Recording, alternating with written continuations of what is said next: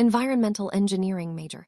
Isn't that just about picking up trash? When I opened the admission, noticed the aunt beside me blurted out straightforwardly. I thought for a moment, then sincerely took her hand, and spent 3 hours popularizing the nature, positioning, great prospects, and social significance of my major. The next day detected that the host has a great passion for the trash-picking industry. You have awakened the superpower the trash king me won on the day, when the zombie virus broke out and end of the world arrived. All of humanity awakened superpowers. There were metal-based, wood-based, water-based, fire-based, earth-based, lightning-based, healing-based superpowers. 100 schools of thought contended, and 100 flowers bloomed when a voice in my head told me, congratulations, you have awakened the top-level rare superpower, the Trash King. I held the plunger that appeared out of thin air in my hand and stared blankly at it for a long time. Finally, I resigned myself to the situation and replied, oh, in fact, when I thought about it carefully, although this superpower didn't sound very impressive, it wasn't that bad either, except that it was not very convenient when looking for teammates, for example. I have awakened the fire-based superpower, which is most suitable for frontal combat. I'm a water-based superpower. Although my combat ability is relatively weak, I can ensure everyone's daily life. I'm a healing-based superpower, an indispensable existence in the team. I'm a wood-based superpower. I'm a metal-based superpower. I'm an earth-based superpower. Finally, everyone turned their expectant eyes to me. After pondering for a moment, I solemnly said, I'm a trash-picking superpower. I was kicked out of the team for the 10-1 time I drove my brand new and beautiful little trash garbage truck, clenched my fists in grief and indignation. What's wrong with picking up trash? There is a chance to excel in every trade. Before I could finish my lament, the in-car radio coldly reported a large amount. Dry and white garbage has been detected 500 m to the northwest. Please go to recycle it immediately. Host. Oh, I obediently started my daily 996 work. My beloved car, Little Trash, is equipped with the most advanced automatic garbage positioning system and automatic driving system. In less than a minute, I arrived at the garbage gathering place. Indicated by the positioning, it was a large supermarket. It was obvious that it had been looted several times. Currently, it was in a state where not a single blade of grass remained after a hurricane passed through. Even a bird would want to. Here, I patrolled several times, finally, with a friendly reminder of Little Trash. I found a very hidden door after pushing the door open. There was a small warehouse inside. Is it because it's so hidden that no one found it? I turned on the light switch on the wall instead of rushing to recycle the garbage. I first took an inventory. These rows of shelves are filled with potato chips and biscuits. I'm getting a bit tired of eating them every day recently. There are nuts here. This is good. I like this. Chocolate bread, spicy strips, instant noodles, and beef jerky. Hurry. After taking inventory of the dry garbage, I walked to another shop shelf for wet garbage. Was placed mineral water, Sprite, Coke, pure milk, sparkling water, Hawthorne juice. There's my favorite Anai milk. I happily stepped forward and drank a whole bottle of Wangai milk in one go. Please don't randomly pick up and eat garbage during working hours. Host. The serious voice sounded in my mind again. Oh, I once again put on an honest expression and softly murmured in my heart, cleaning tool. The next second, a vacuum cleaner appeared in my hand. After pressing the button at the top, the vacuum cleaner started working on its own. In less than a minute, all the garbage in this entire warehouse was easily sucked in. 500 kg of dry garbage and 2 tons of wet garbage have all been recycled. After finishing the work, I happily carried the vacuum cleaner back to the car. After opening the door at the back of the garbage truck, I pressed the button at the top of the vacuum cleaner again. The garbage that had just been sucked and then jumped out all at once and fell into different positions in the car, according to different classifications. Well, today is also a day of hard work. Looking at the full harvest in front of me, I showed a joyful smile. At 18 years old, I can drink water when I'm thirsty and pick up and eat garbage by myself when I'm hungry. The future is promising too. Before I could be happy for even a minute, the cold NR radio rang again. You have recycled this week dry garbage, 15 tons, wet garbage, 28 tons, recyclable garbage, 12 tons. This week's business progress, 35%. Please keep up the good work. Got it. I'll go to work right now, okay? I let out a long sigh. I don't know what other people's superpowers are like, but the essence of my superpowers seems to be a ruthless capitalist who glows, talks, and resides in my mind, and exploits employees. Since I awakened my superpower, there has always been a cold voice in my head, forcing me to clean up garbage everywhere. However, its definition of garbage seems to be a bit different from what I usually understand in daily life. For example, dry garbage refers to foods with relatively low water contents, such as rice noodles, potato chips, and biscuits. Wet garbage mainly refers to water beverages as well as fresh fruits. Vegetables, meats, and other foods rich in water. Recyclable garbage refers to various daily necessities and weapons. I have a performance indicator. Every week, I must clean up a certain amount of garbage in the city to meet the standard. As for the garbage I clean up, it is stored in my beloved car. Little trash behind me. Little trash is a car transformed by my superpower. It can hold any amount of garbage. When I drive little trash, the voice of the capitalist in my mind will disappear and instead appear in the form of an in-car radio. I have tried to talk to it several times, but except for issuing tasks, this capitalist has never paid any attention to me when doing garbage cleaning work. As long as I silently say cleaning tool in my heart, my superpower will automatically transform the most suitable tool for me according to the current type of garbage. For example, when handling dry and wet garbage, a vacuum cleaner is needed. It can easily suck in garbage within 100 tons, and it doesn't feel any weight at all when held in the hand. When moving the garbage into the car, it will automatically weigh the garbage and then spit it out. It is really an essential good companion for daily life and travel. Although I work for this capitalist without getting any salary, the advantage is that the recycled garbage doesn't need to be processed additionally. That is to say, I can do whatever I want with it. Currently, Little Trash has loaded more than 700 tons of dry garbage and more than 500 tons of wet garbage. It's enough for me to eat for 8 lifetimes in the 3rd month since the end of the world arrived. I have gained an honorable 10 pounds.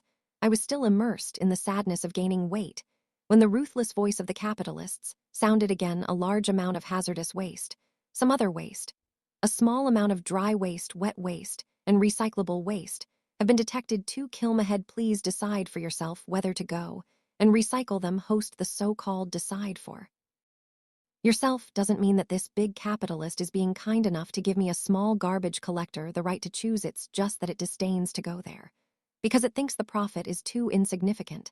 But I nodded seriously. I'll go, of course. I'll go. Hazardous waste and other waste are not included in my weekly performance indicators. But I can't just let them go because hazardous waste refers to zombies and other waste refers to living people. Little Trash, drive a little faster, I gently urged, while silently saying cleaning tool in my heart. A classic set of broom and dustpan appeared in my hand. 3 Little Trash stopped in front of an abandoned hospital. The hospital was not very large and looked a bit old after several waves of zombie tides. Most of the buildings in the entire city had been destroyed, and this hospital in front of me was no exception. All I could see were broken walls and collapsed buildings. There were vaguely some dried blood stains on the walls and the ground. Even standing in the big sun, it made people feel a faint chill at the bottom of their feet. I held the broom and dustpan and cautiously moved forward step by step. As soon as I entered the hospital, I heard a shrill scream coming from the 2nd floor. This is not good. I couldn't care about being cautious anymore and quickly rushed upstairs. As soon as I reached the stairway, a one-armed zombie stumbled towards me, its skin covered with corpse spots, its stinking gaping mouth, and its half-rotten face made people tremble involuntarily, no matter how many times they had seen it. This zombie seemed to have not eaten for a long time. As soon as it saw me, a living person, it couldn't wait to rush over. Bang! I used the dustpan as a shield to block its attack. While the zombie was knocked back a few steps by the impact of the dustpan, I raised the broom and swung it hard at its head. An ordinary broom has almost negligible lethality to zombies, but the one in my hand was transformed by my superpower and has absolute destructive power to items judged as garbage. With just one blow, the zombie's head tilted to one side. I didn't show any mercy and directly bashed its head in a few strokes. After dealing with the zombie in the corridor, I didn't stay and continued running upstairs. Ah, help! Is there anyone who can save me? Suddenly, the shrill cry with a crying tone sounded again. The direction where the sound came from seemed to be the corridor on the left. I rushed towards the corridor on the left with great speed. As expected, there were more than a dozen zombies gathered here in the corner at the end of the corridor. A thin girl was huddled. The zombies had surrounded her tightly. The closest one was only about a meter away from her. In the next second, it could directly pounce on her and bite off her throat. I was at least 30 m away from her. It was simply too late to rush over now. There was no other way I had to use that move right. I closed my eyes, took a deep breath, concentrated my Kai and my Danton, then suddenly opened my eyes and shouted loudly, Bolala Energy Wulo, the great dust raising technique. My hands began to sweep the ground and my feet at a speed that was difficult for the naked eye to catch. Where the broom passed, a dust storm began to gather in an instant. A dust tornado column formed by the gathering of dust appeared in the middle of the corridor. As I waved my arm forcefully, the dust tornado rushed towards the group of zombies and swept them into it, knocking them around. Taking advantage of this moment, I continued to cast the bell, the secret technique, the great beating technique. After shouting the sentence, I made a knight's charging movement and directly rushed into the group of zombies that had been swept into the dust tornado. I picked up the broom and dustpan and started beating them wildly.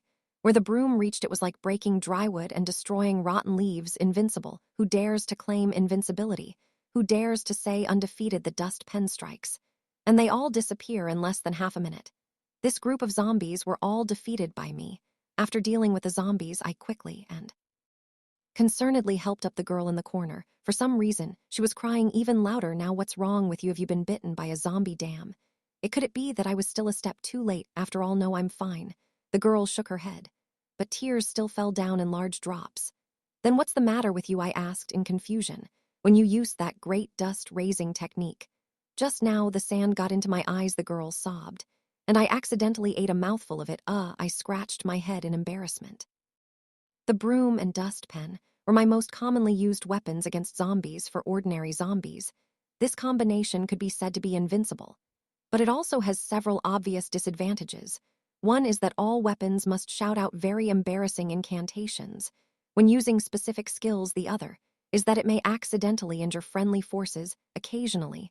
After finally calming down that girl, I was just about to ask her why she came here, but as soon as I opened my mouth, I found that this person seemed a bit familiar. After looking at each other for a second, the other party spoke first. Aren't you the trash superpower from this morning?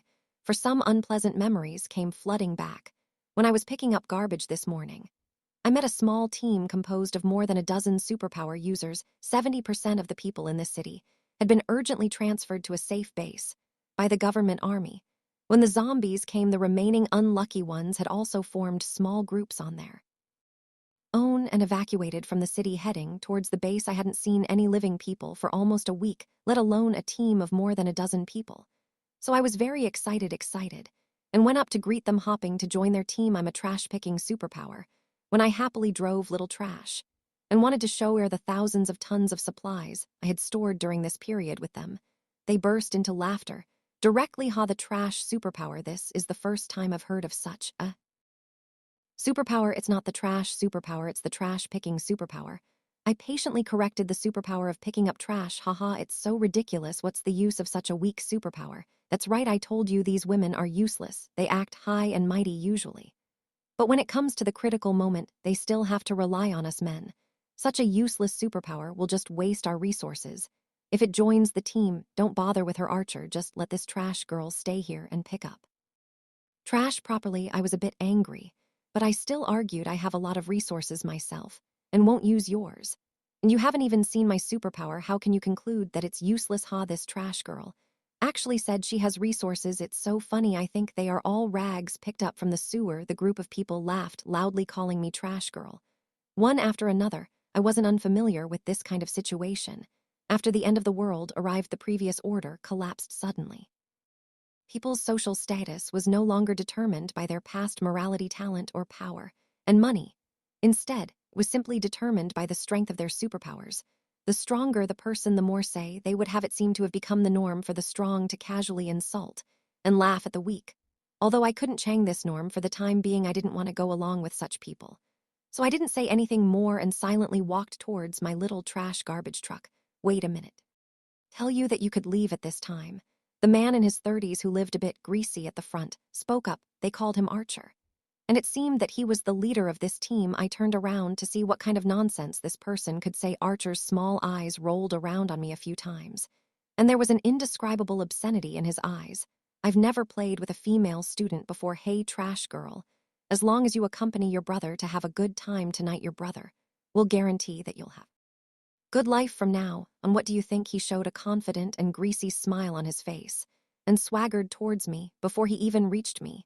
His hands were already reaching out dishonestly. Go to hell, you son of a... I never show mercy to such people. I directly kicked him in the groin, after confirming that I had accurately hit the target. I didn't linger before the other people's superpowers could reach me. I quickly jumped into the car and drove away. I thought I wouldn't have any more dealings with these people, but unexpectedly, it was a case of enemies running into each other. I ran into them again. I looked at the girl, who seemed a bit guilty now, if I remembered correctly. She should be a metal-based superpower. The metal-based superpower was considered a relatively good one. However, I could sense that she didn't use it very well, and her strength wasn't very strong. When the others were laughing at me this morning, she didn't join in, so I didn't have a bad impression of her. I'm sorry when those people bullied you this morning. I didn't speak up for you. The girl lowered her head. I was afraid that if I stood up for you, they would kick me out of the team too. So it's okay, I'm not someone who likes to dwell on the past. By the way, where are they? Why are you here alone? The girl's expression changed. Those bastards are not human at all. What are we? A familiar and greasy voice suddenly came from the corner of the corridor. Kinsley, you can't turn your back on us. Didn't your brothers take good care of you? The girl named Kinsley's face instantly turned deathly pale. Her lip quivered. But in the end, she didn't say a word. Don't be afraid. I patted her shoulder and then stepped forward to face the approaching group of people.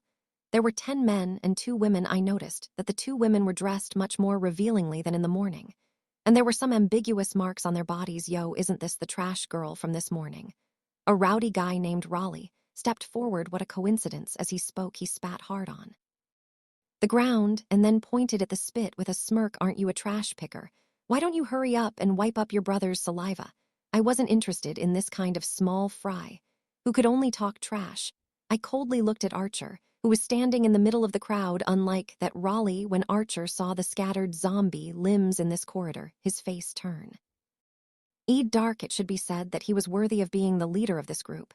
He still had some ability. After all, Archer immediately noticed that being able to quickly kill so many zombies, my skills were definitely not as weak as they had previously thought. Sister Archer lit a cigarette and smiled. You're quite capable. I misjudged you this morning. What do you say? Do you want to join my team? As he spoke, he walked towards me step by step. I raised my eyebrows and said slowly, but I only know how to pick up trash. It doesn't matter. With your brother here to protect you, you can pick up as much trash as you want. I tilted my head and pretended to be thinking, that's so nice, but I might still waste your resources. The Raleigh who had been ignored just now seemed a bit dissatisfied. He quickly interrupted. That's right, such a useless person will only hold us back.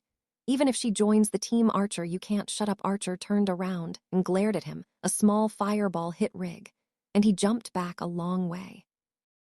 Sister, don't bother with this idiot. Archer looked at me and showed a kind smile again. Our team really needs talents like you. I also returned a kind smile. That's great. I also really need you guys, these kinds of trash, to complete my daily performance indicators. My hand quietly went behind my back. Kinsley, who was beside me, saw that I was chatting happily with Archer and suddenly became anxious. Don't believe his words. This person is simply a scumbag. He tried to molest me just now when I refused. He directly asked someone to throw me here and deliberately lured a group of zombies to try to kill me. Hearing Kinsley's accusation, Archer's oily face twisted for a moment. Don't believe this bitch's words, I silently recited in my heart cleaning tool. Then I showed a smile that I thought was cold to Archer. Trash is talking 5. Damn it, you shameless. You don't know what's good for you. Archer's face instantly became ferocious.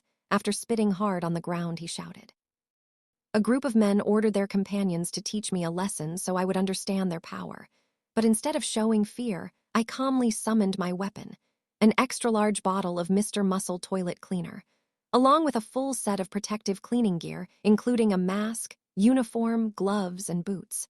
When I sprayed the blue liquid, it sizzled on their skin, sending them into panic. Archer, their leader, attacked with a massive fireball that could have reduced an ordinary person to ashes. Yet I stood unharmed, immune within my invincible cleaning equipment. Enraged, they launched a combined assault using ice, vines, dust storms, and flying metal weapons. But I chanted an incantation and unleashed a storm of blue liquid that dissolved every attack. Wielding a toilet brush like a sword, I defeated them all, then used a vacuum cleaner to absorb their unconscious bodies. I revealed my true role as a mere trash picker and showed Kinsley, who had witnessed everything in shock, the inside of my garbage truck, an endless space containing 5 towering doors labeled dry garbage, wet garbage, recyclable garbage, hazardous waste, and other waste. The truck automatically classified people based on their actions and conscience, storing them safely until they could be delivered to a secure base for judgment. I offered Kinsley 3 choices: leave, enter the truck as other waste to be transported safely, or become my travel companion.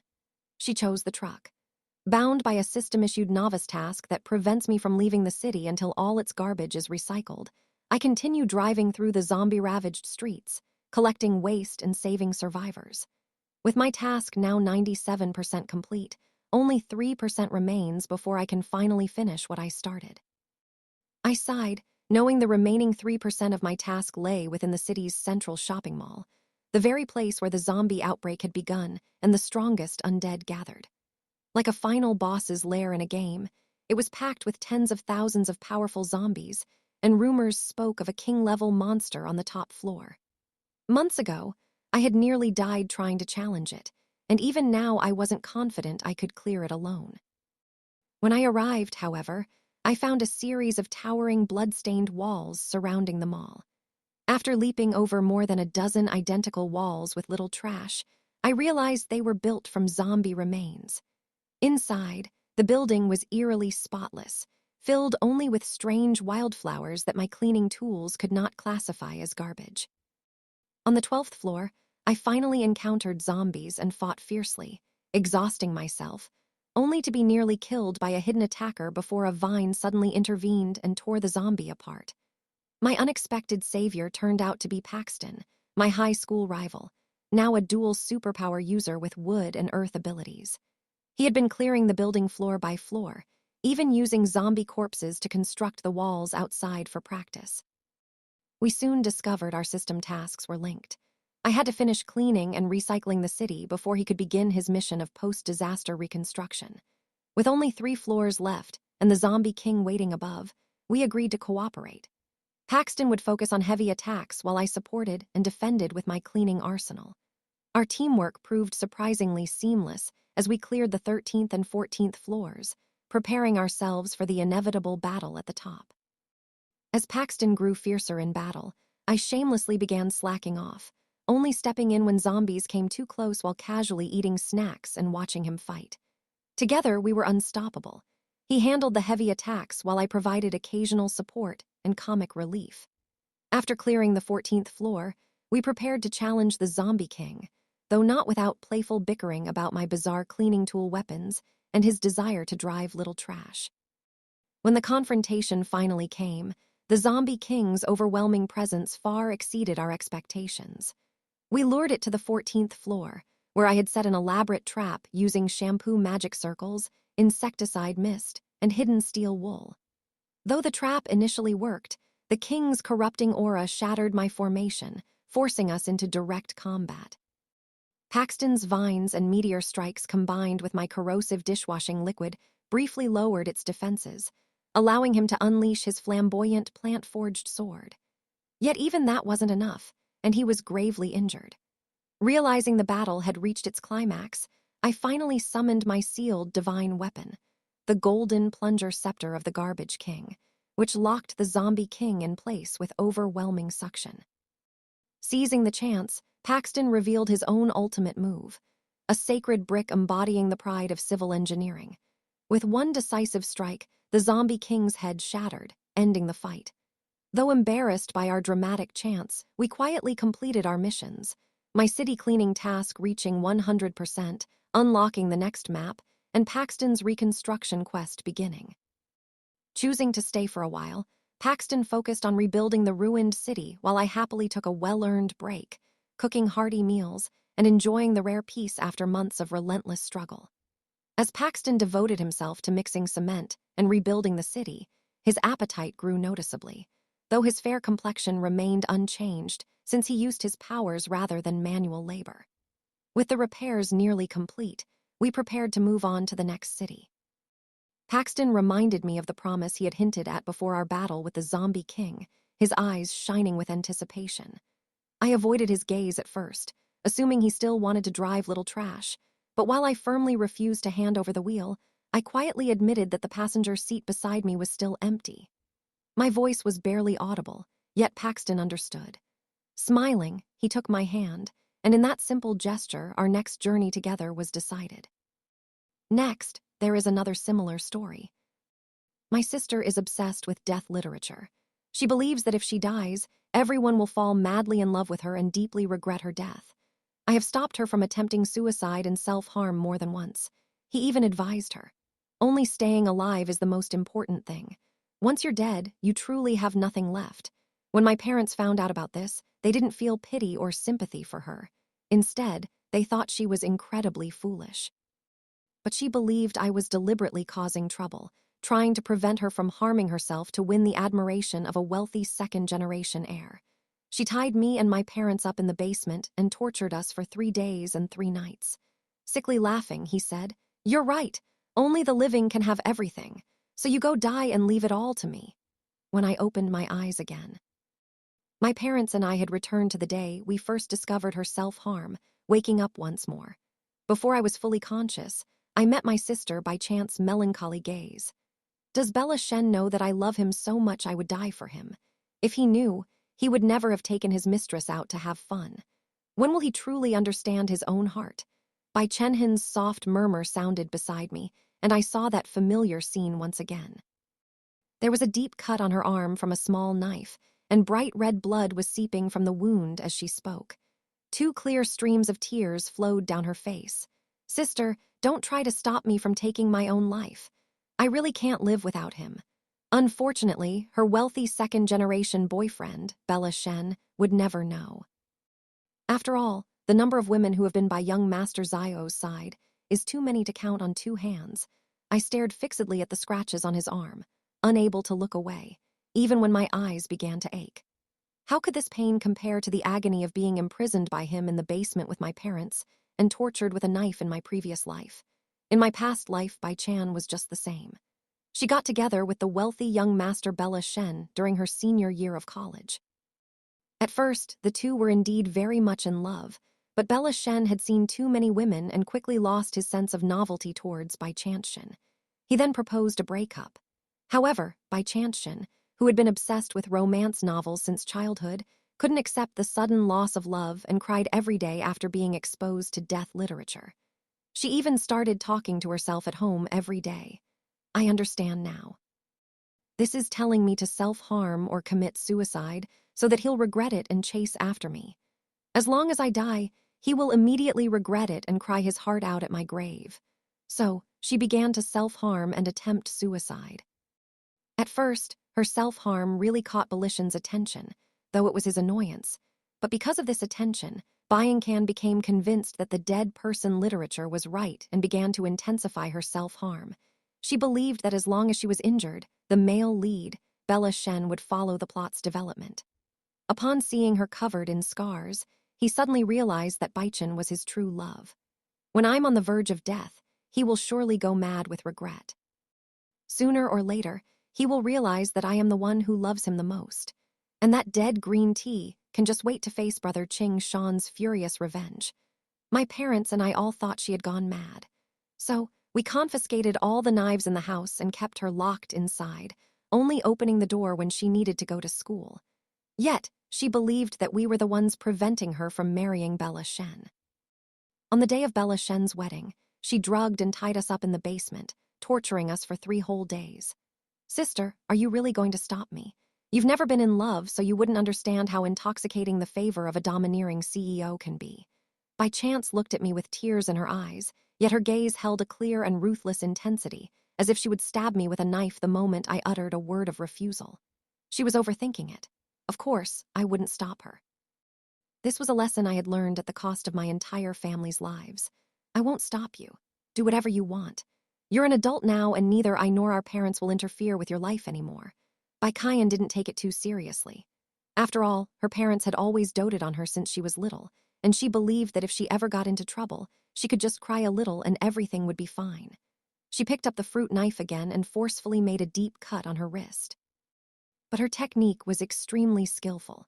As if she had practiced it countless times before, although the wound looked frightening, it posed little threat to her life. The flesh rolled back with the cut of the knife, and by chance quickly snapped a picture of the scene and sent it to Bella Shen. She then called an ambulance for herself. I watched her actions with a cold eye, and after seeing her being lifted into the ambulance, I hesitated for a moment before following along. Not long after Bakshan was settled in the hospital room, Bella Shen appeared. He entered the ward with a cold expression and empty hands. But the moment she saw Bella Shen, Bai Chan, who had been extremely weak, became as excited as if she had experienced a sudden burst of energy. She whispered triumphantly, "HMPH, I knew this dog man was just pretending not to care. See, he came to check on me the moment he found out I was injured, didn't he? After all, if I really die, he'll lose the one he loves." However, before Bayachin could finish gloating, Bella Shen interrupted her with a cold expression, and his words were completely different from what she had imagined. "By chance, have you had enough of this? How many times have you used this self-harm and suicide trick? What exactly do you want?" Bayachin was taken back upon hearing this, her face filled with disbelief. In an instant, her eyes turned as red as a rabbit's. "How can you say that? Why do you misunderstand me again? Brother Qing Shan, you have to believe me. I did all this because I love you so much." Bella Shen looked at her with a face full of irritation. "Enough." His voice was as cold as shattered ice. "You're truly insane. Have you forgotten that we've already broken up?" Upon hearing this, Baishan froze. "Break up? We didn't break up. I never agreed to break up. I'm about to die." "Bellison," she muttered to herself as if she had gone mad. "The plot shouldn't be like this. If you treat me this way now, what will you do when you regret it later and can't win me back?" "By Kayan, have you lost your mind? What would I regret?" Bella Shen rubbed his forehead. "Your top priority is to uninstall those Chima and Chidian novels and then go see a doctor to get your head checked." Just then, the doctor suddenly knocked on the hospital room door, entered with the medical records, and said, "Seriously, Bai Chanchan, didn't you know you're 8 weeks pregnant? Your current behavior is very dangerous. If this continues, you could easily have a miscarriage." "What?" This exclamation was uttered simultaneously by Bella Shen and Bai Chanchan. Bella Shen was shocked and angry, wondering why Bakan was still pregnant despite him always taking precautions. Bai Chan was delighted that her previous action of poking holes in the condom had indeed been the right move. The next step would be the plot of her running away while pregnant. "Brother Qing Shan, you hit the mark on the first try. You're truly amazing." Bai Chinking batted her eyelashes at Bella Shen, her voice dripping with sweetness. I huddled in the corner watching Bella Shen, who was fuming with anger, and Bai Chan, lost in her dream of being the female lead. My fingers never stopped typing as I live-streamed this real-life ethical drama in the family group chat which only had me and my parents. Yes, in this life. I wasn't the only one who had been reborn. The moment Bichan self-harmed in front of our entire family, I realized that Mom and Dad had also been reborn. They also told me a secret. Bai Chan was actually their adopted child. Her biological parents had once done a great favor for my parents, which was why they had doted on her all these years. But who would have thought in that case in this lifetime, we decided to stay away from Bakan. She is already an adult, and our parents have no obligation to support her. Whatever she wants to do, she can fend for herself in my moment of distraction. I don't know what method Bayan used, but she managed to get Bella Shen, who originally wanted to abort the child, to take her back to a cramped and narrow apartment he rarely lived in. But Bichan thought that Bella was keeping her in a golden cage, a sign of his uncontrollable love for her. She would occasionally make video calls, showing off to us how she had become the envy of everyone in a romance novel. "Mom and Dad, you should quit that lousy job of yours as soon as possible. Even the nannies and security guards at Brother Qing Shan's place earn more than you too. Why don't you just focus on taking care of me after all? I don't trust anyone else to look after me during my pregnancy. What if some little asterisk tries to latch on to Brother Qing Shan and schemes against me, the mother of his firstborn grandson by Suzu? You too, I can match you with Brother Qing Xing's assistant or driver, but don't even think about his friends. After all, you're not that good-looking," I said sarcastically. "Thank you so much, as expected of a romance novel heroine. You're truly kind-hearted," hearing my reply. Bai Chanhin couldn't hide the glee and smugness in her eyes. I can't be bothered to deal with her anymore. Every day she just drags her parents around shopping and traveling, and they even went to look at houses together. But before even half a month had passed, Baichan came running home in tears with a shocking slap mark on her face. Her face was unusually red and swollen. It was clear that the person who hit her had used full force. And it wasn't just one slap. I glanced at his slightly protruding belly and for the first time wondered if he really was the female lead. Otherwise, how could the baby in his belly be so resilient? I didn't know it was Baichan when I opened the door, and I certainly didn't expect her to start smashing things as soon as she got home. The house was filled with the sound of breaking objects and Baichan's cries. "It's all your fault if you were rich. How could I be looked down upon by those? I don't even dress as well as the servants at Brother Ching Shan's house." Baichan Kayan still thought that our parents doted on her as much as in her previous life. And she said without a care, "Mom, Dad, give me some money and make it a lot. I need to buy luxury bags and clothes or I'll stay mad at you forever and never forgive you no matter what we do." Baichan will always think we ruined her tragic literary plot and still try to get benefits from us. She's just a selfish, delusional fool with a head full of nonsense. Dad stood up angrily and shouted Baichan, "Do you really think you're some kind of rich young lady?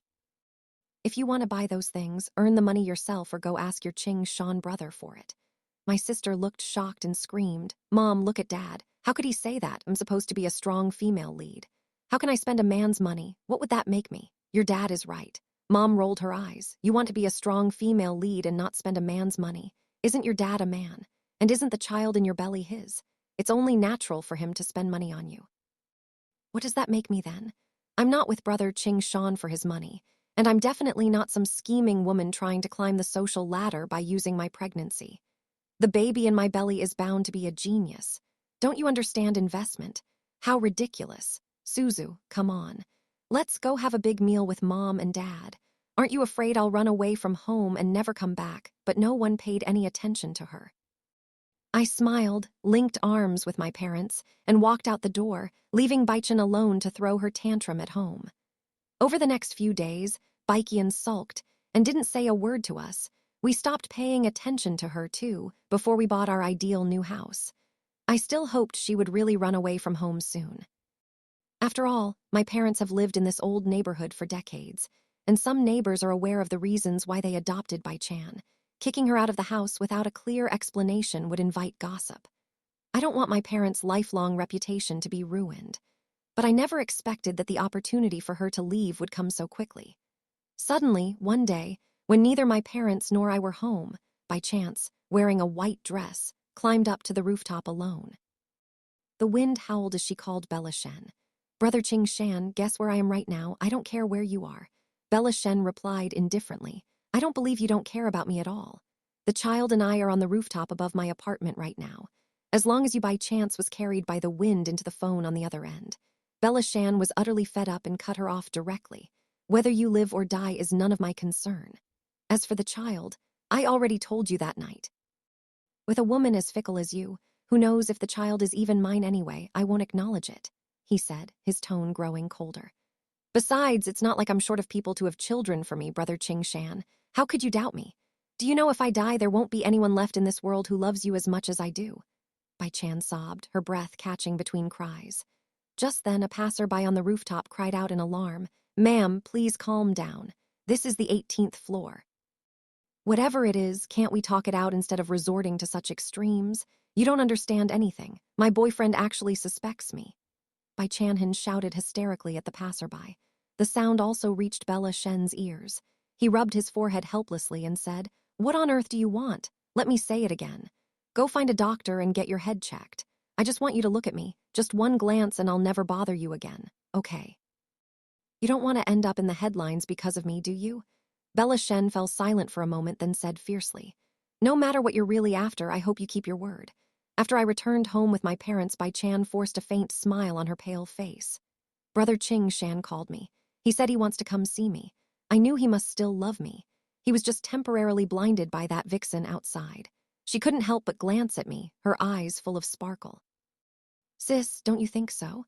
The one he loves must be me." Hearing her twist the truth, I simply sneered and walked into my room. Baichan, however, didn't seem to mind at all and picked up her makeup to dab and smear on her face. Bella Shen came to our house that very night, but no one in our family took it seriously except Baichan put on a subtle no-makeup look and wore a white dress. However, her pale complexion and the white dress made her look like a drifting female ghost. As a result, the moment Bella Shen stepped through the door, he was startled by Bichan standing under the dim light in the entryway. "What's with this brothel-like behavior of yours?" Bakshan, however, thought Bella Shen was complimenting her and looked up at the person in the doorway with a coquettish gaze. But she didn't know that at this moment she resembled a sunken, withered corpse more than the delicate female lead.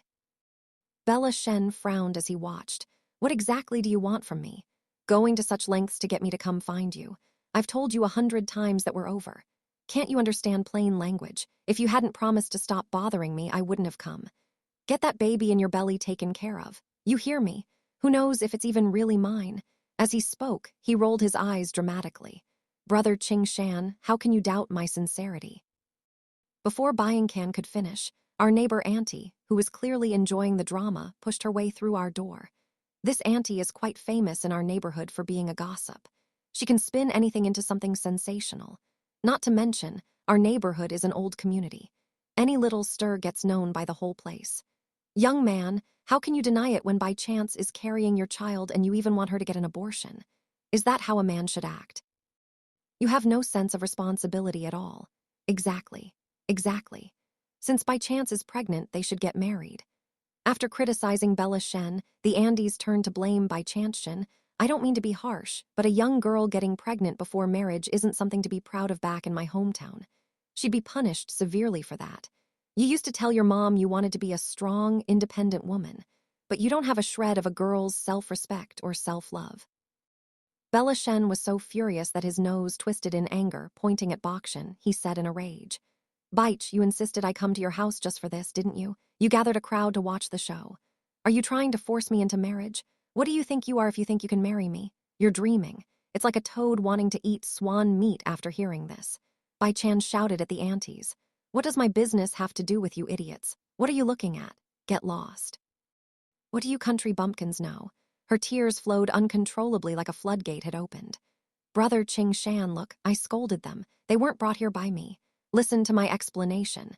This must be the old trick of the vicious female supporting character slandering the female lead. Believe me, watching this scene, I hid behind my mother and snickered. It really wasn't Bai Chan who brought them. It was me. What is there to explain? What needs explaining?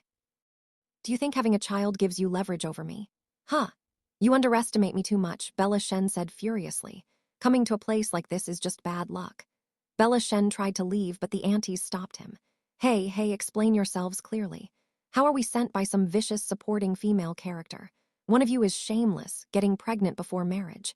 And the other is a spineless pretty boy who among us isn't better than you two. We've watched Bai Chan grow up since she was little." Who would have thought she could speak so harshly? No wonder I've seen Suzu's mother looking worried every day lately. Who wouldn't want to cut ties as soon as possible with a daughter like that?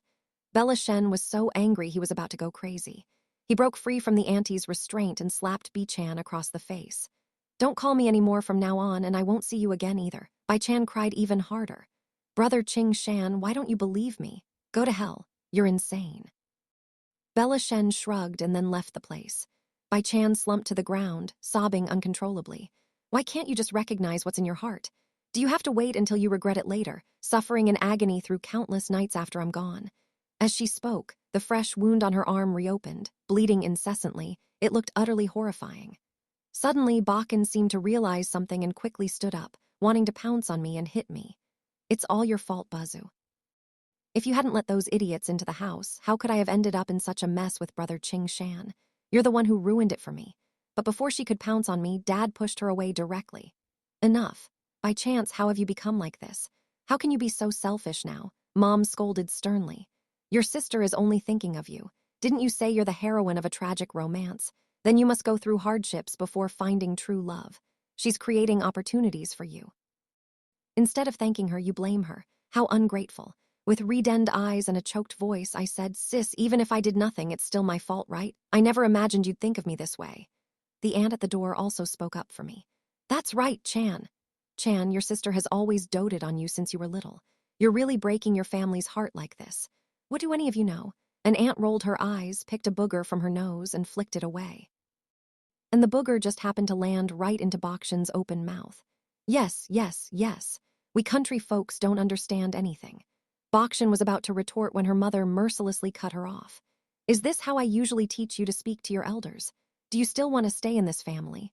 Baikayan glared at us with bloodshot eyes and said resolutely, I don't want to stay in this kind of biased family that holds me back. I want to cut ties with you.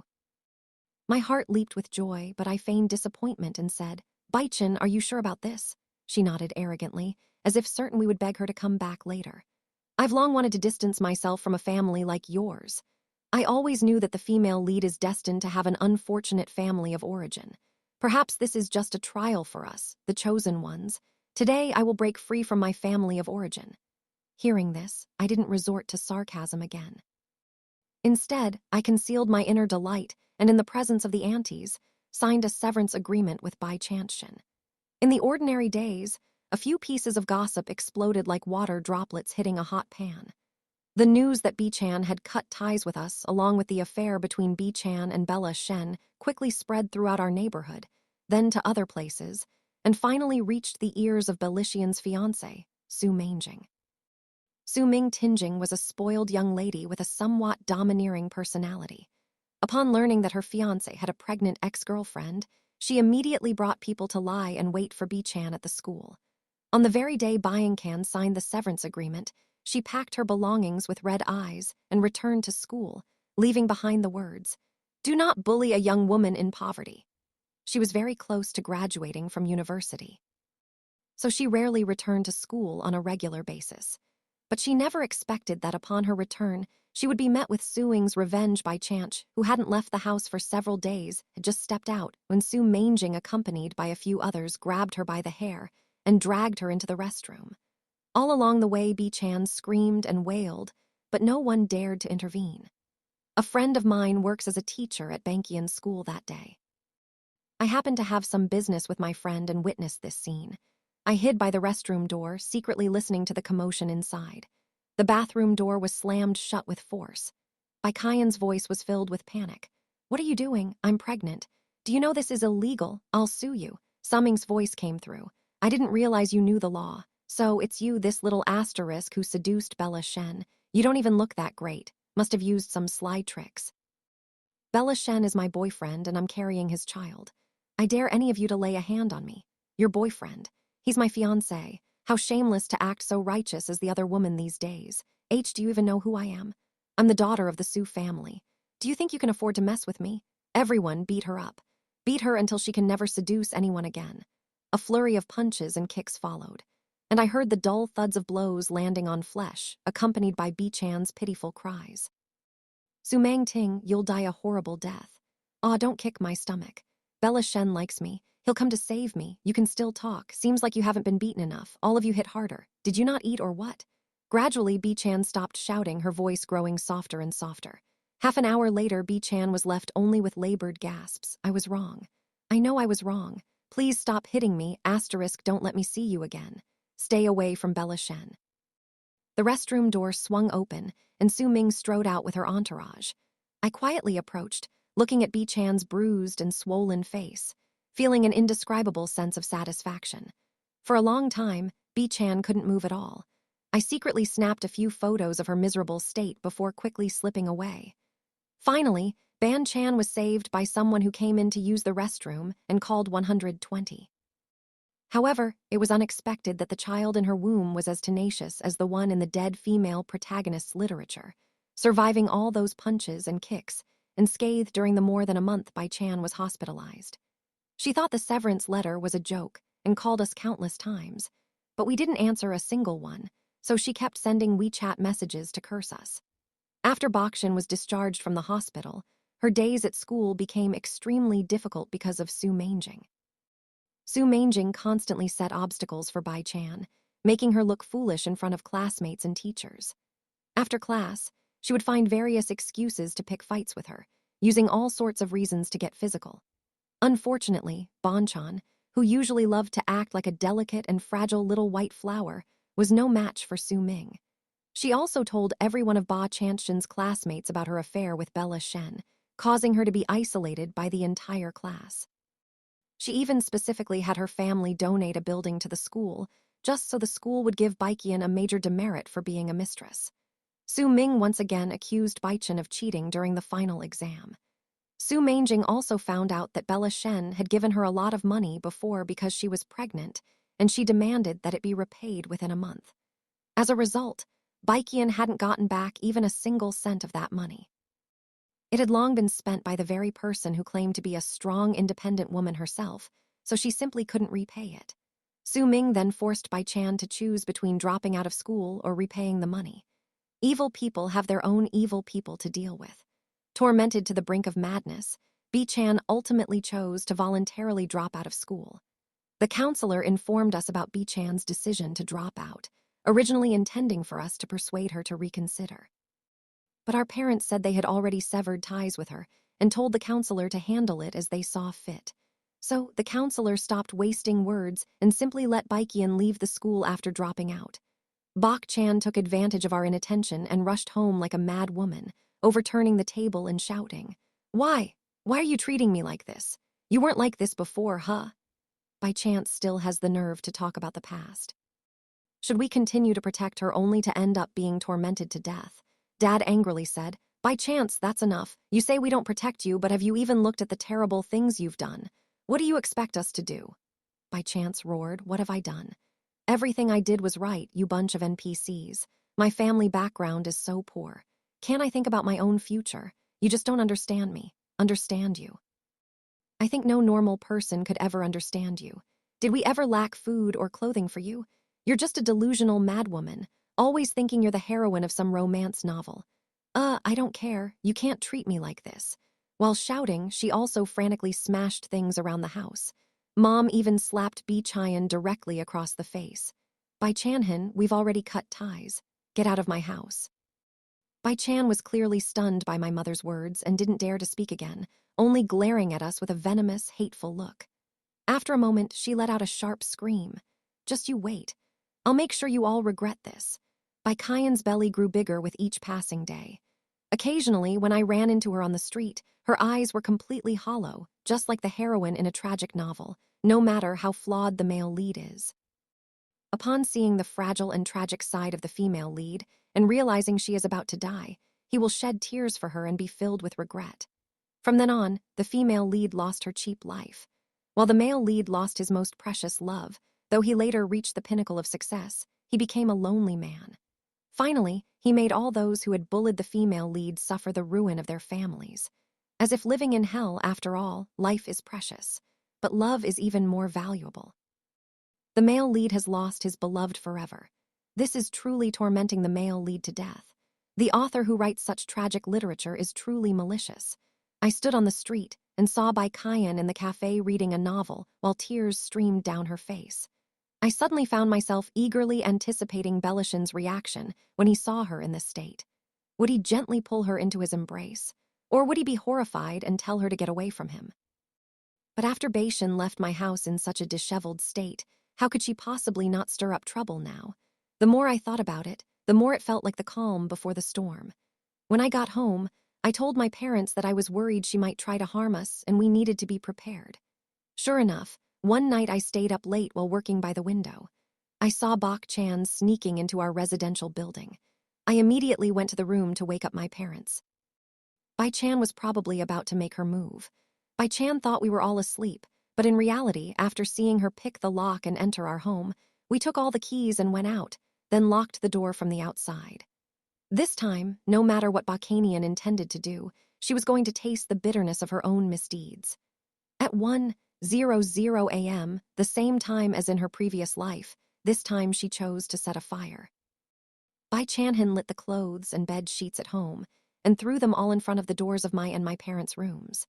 As the flames grew stronger, devouring the doors and windows, we heard Bai Chanhian's maniacal laughter from outside the house. "You old fools and you little asterisk, how dare you cut ties with me? Since you've ruined me, you might as well die with me once you're all dead. I can become an internet celebrity by leveraging your deaths to climb the social ladder and be with Brother Ching Shan. I guess that's the value my family of origin created for me." Bai Chan slowly walked towards the door, intending to step out of the house and lock us inside. But the moment she turned the doorknob, she finally realized a problem. The door wouldn't open and she couldn't get out. The doorknob began to twist violently. and continuous banging sounds came from inside the door. It was Bai Qian slamming against it. She tried every possible method to escape the house engulfed in raging flames, but the door was completely locked from the outside. In just a few minutes, I saw thick smoke billowing from the crack under the door and heard Bi-chan's heart-wrenching screams. I recalled the agony of being locked in the basement and tortured by Bi-chan in my past life. The fear made my whole body tremble uncontrollably. My parents noticed my distress and gently hugged me, comforting me. "Suzu, don't worry. It's all over now." In my past life, after killing us, Bai-chan did exactly as she said. She profited from our tragedy, becoming a minor internet celebrity and amassing a fortune. She lived in extreme luxury every day, believing our deaths were deserved and that we were the main obstacles to her becoming a wealthy lady. But in this life, she will never have that chance again. I took out my phone and dialed 119 before the firefighters arrived. We pushed aside the things blocking the door. Bai-chan was rescued, but she suffered extensive burns all over her body when the critical condition notice required a family member's signature. Neither my parents nor I went to sign it. In the end, the doctor signed on our behalf. However, I never expected that such a massive fire would fail to clear Bai-chanian's mind. The moment Bi-chan learned of her tragic condition, she didn't burst into tears or try to assign blame. Instead, she laughed, thinking she had finally become the heroine of a tragic romance novel. After seeing the news of Belishin's wedding on the hospital TV, she ignored the doctors' and nurses' advice and, covered in bandages, made her way to Bella Shen's wedding venue. Because of her injuries, she became even more convinced that she was the heroine of a tragic romance. Believing she must be the one Bella Shen would choose between two options as long as she appeared before Bella Shen, he would undoubtedly choose her without hesitation.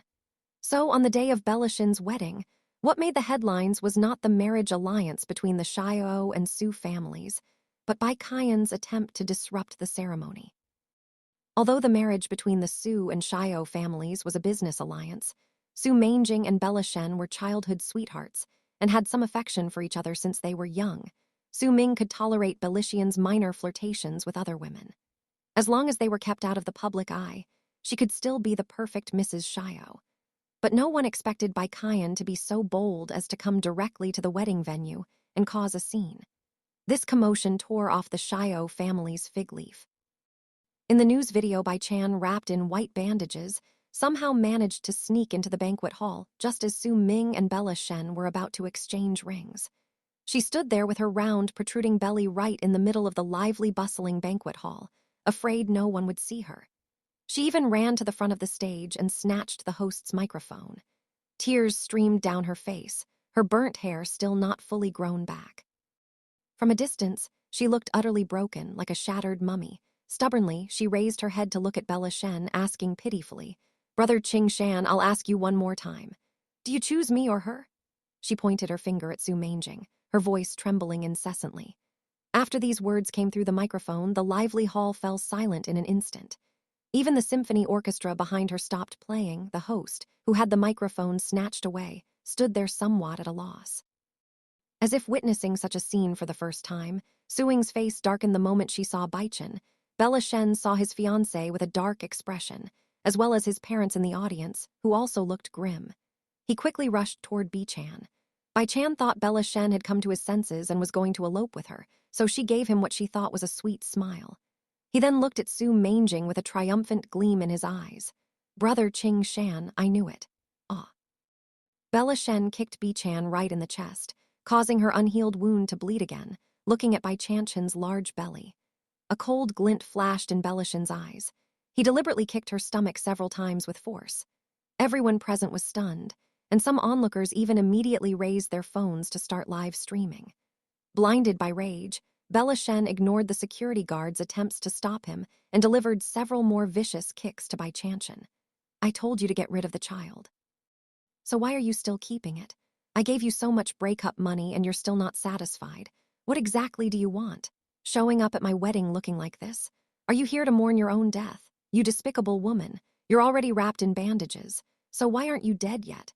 I must have had the worst luck in 8 lifetimes to be stuck with you." Bella Shen was so furious he felt like killing someone, his violent glare making Bai-chan tremble with fear. Indeed, anyone who got involved with B-chan was bound to have bad luck, even with the tenacious vitality of a novel's female protagonist. Her child ultimately died under the feet of its own biological father. The blood flowing from beneath Bai Chanshan terrified everyone present. Before the ambulance arrived, she had already miscarried due to Belishian's kicks. The grand wedding that had been widely publicized across the country thus came to a hasty and abrupt end. Bella Shen was handcuffed and was about to be taken to the police station for questioning. Su Ming even announced on the spot that her engagement with Bella Shen was nullified. Bai Chan was taken to the ambulance. Still gazing affectionately at Bella Shenking Shan, "Come with me to the hospital to see our child." "As long as you come with me to the hospital, I'll pretend nothing happened today." She almost explicitly told Bella Shen that as long as he went to the hospital with her, she wouldn't pursue the matter of being beaten today. No choice. Even if unwilling, Bella Shan had to go to the hospital with her. When I rushed over to see the commotion, B-chan had already completed the abortion procedure. Looking at B-chan on the hospital bed, utterly grief-stricken, I almost couldn't help but laugh. But unexpectedly, someone couldn't hold back even more than I could. I turned to look. It was Bella Shen. Upon hearing the doctor say that Baikian's child could only be aborted due to severe external trauma, his mouth nearly split open to the back of his head, and he might have secretly applauded himself for those kicks. Bai Chan was now on the brink of death, just as she had wished back then, her eyes brimming with tears as she looked at Bella Shen, father of the child. Bella Shen was so angry upon hearing this address that he almost slammed the door and ran away. "What are you barking about? I haven't even acknowledged you as my child yet. Did I not give you enough money? If not, just name your price." Bella Shen kept asking questions, genuinely unable to understand how he had ended up capsizing in this particular gutter this time. "No," Brother Qingshan Bai Chan looked up at the sky at a 45 a circumflex degrees angle, revealing her sad and melancholic profile. "Brother Qingshan, I just love you too much. I'm afraid that after I die, you'll be too lonely in this world all by yourself. I don't want your money. Talking about money is too vulgar for the feelings between us." Exquisitely crafted, crystal-clear tears traced down Bai Chankian's cheeks, lending her the delicate charm of a fragile beauty. However, Belyan, who had seen countless women since childhood, was not swayed by this act. "You disrupted my wedding, got me scolded by my parents, and made me the laughingstock of the entire city. And you call this true love? Stop pretending to be some chastened, saintly heroine. You know exactly how we got together. You were shaking it in the nightclub like a dog in heat. I only settled for you because I wasn't being picky. So, how much money do you really want?" Hearing this, Banian was so angry that she fainted on the spot. Seeing Bayankan faint, Bella Shen even reached out to check her breathing. His eyes filled with anticipation. But within seconds, that anticipation in his eyes turned to disappointment. By chance possessed the tough ass nails trait typical of a novel's female lead, Bella Shen could only pound the pillow and grab his hair in the hospital room, seething with helpless rage. But in reality, if he had observed carefully, he would have noticed that B-chan's breathing had already become very faint. When the police came to visit together the next day, B-chan gazed affectionately at Bella Shen while telling the officers that she would not pursue any charges against him. After the police left, Bella Shen once again wore a cold expression and questioned Bai Chan. "This matter is over. I hope this is the last time we see each other." "Bai Chan, I really don't know if you love me or hate me too much. Are you sent by my father's illegitimate child specifically to mess with me?" Bai Chan shook her head repeatedly. "How could that be? I am the person who loves you the most in this world. How could I harm you, Brother Qingshan? I don't blame you. I know you just don't dare to show your love for me openly because of Su Mangjing. I feel like I'm about to die. After I die, please don't be too sad. I don't want to see you in pain." Bella Shen was both angered and amused by Bakshan's words. He cursed crazy and slammed the door as he left. Bai Chanhan sat on the hospital bed, gazing affectionately at the back of her lover once he disappeared from sight. She turned her head and glared at me fiercely. "Bai Suzu, I didn't end up with Brother Qingshan. Are you and those two old fools happy about it?" She blamed all the mistakes of her separation from Bella Shen on me and our parents, wallowing in self-pity and complaining about her broken family. I sneered and raised an eyebrow. "Of course, I'm happy, but I wish you all the best." With that, I also turned and left. Within a few days, the social media platforms were flooded with news about Belishian scandals, all of which had transformed into stories about the scheming woman Bai Chan, who attempted to use her pregnancy to climb the social ladder, but failed and instead resorted to slandering and spreading rumors about the Xiao family. After Baiqian's child was aborted, public opinion initially sympathized with her, as she stood on the moral high ground. However, the Xiao family hired the best public relations firm, managing to whitewash even the tarnished reputation of Bella Shen. Additionally, the Xiao family enlisted the help of elderly women in the neighborhood, who one by one testified that Bi Chan was an unfil and shameless mistress. A wave of intense anger backfired on Bai Chanshin. So, Bok Chan's days in the hospital became difficult as well. The nurses looked at her with disdain when changing her dressings, and people often gathered in front of her ward. Pointing and whispering about her, she cried and made a scene demanding to be discharged. But after leaving the hospital, she found herself homeless. It was at this time that she encountered Belishin's mother. Because of the wedding being ruined, Xiao's mother harbored a deep hatred for Bakshan. However, Mrs. Xia pretended to be very fond of Ba Chan, acting as if she wanted her to be her own daughter-in-law, which moved Bayang Can to tears. When Xiao's mother told her she would send her for skin restoration, Baiqian agreed without hesitation. She was then put on a plane to northern Myanmar and never returned. My parents and I officially started a new life, no longer having to live in fear of the trouble caused by Bi Chan. A year later, I received an unfamiliar call from abroad. As soon as I answered, Bi Chan's terrified voice came through the phone. "Sister, save me. I was harmed by Belishian's mother. I don't want to stay here anymore. I know I was wrong. Sister, please save me and bring me back just like you did in your past life. Save me." I could tell that Bi Chan seemed to have been reborn as well. So I asked playfully, "Where are you now? How are you doing?" By chance seemed to sense hope and said very urgently, "I was sold abroad by Belishian's mother. This place is simply hell, sister. I beg you, please come and save me." I laughed heartily, and hearing about her fate, I felt nothing but immense satisfaction in my heart. Oh dear, being abroad, that's really unfortunate. Neither my parents nor I have passports, so I'm afraid you'll just have to go die. Ignoring her, please. I hung up the phone. I suppose that must have been her last call.